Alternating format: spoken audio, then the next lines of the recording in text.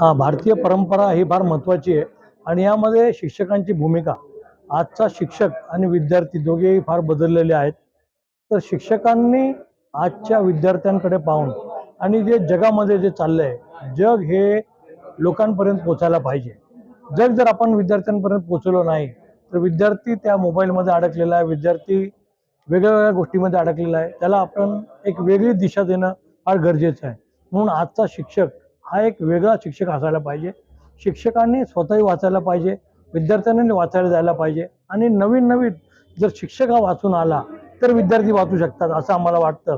आणि आजचा जो कार्यक्रम होता त्यामध्ये आम्ही एक ज्ञानदीप आदर्श शिक्षक उत्कृष्ट शिक्षक पुरस्कार, ज्ञानदीप जीवन गौरव पुरस्कार आणि युवा गौरव पुरस्कार असे पुरस्कार जे लोक समाजामध्ये विविध स्तरावर चांगलं कार्य करतात, लोकांपर्यंत पोहोचतात आणि गरिबांपर्यंत आणि दुर्बल घटकांपर्यंत जे लोक पोहोचतात त्यांचा सन्मान होणं गरजेचं असं आम्हाला वाटतं आणि तोच यथोचित सन्मान आज आम्ही केलेला आहे. तर ग्रामीण भागातील काही शाळा बंद होत आहेत, याच्यावर तुम्ही काय बोलाल?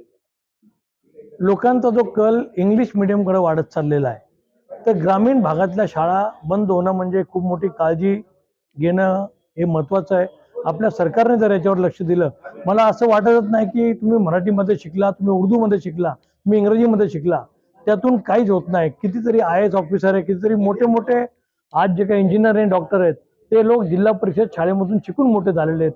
हे लोकांपर्यंत पोहोचणं आपल्या शिक्षकांचं काम आहे. आणि इंग्लिश मिडियमच्या नादेला न लागता लोकांनी ग्रामीण भागामध्ये मराठी माध्यमाच्या शाळेतून शिकून सेमी इंग्लिशच्या माध्यमातून जर पुढे गेलं तर आपल्या मराठी माध्यमाच्या शाळा शिकतील. आजच्या आमच्या पुरस्कारामध्ये आम्ही सर्व काही मराठीमध्ये लिहिलेलं आहे, इंग्रजीमध्ये तुम्हाला काही सापडणार नाही. हाच आमचा आजचा उद्देश होता.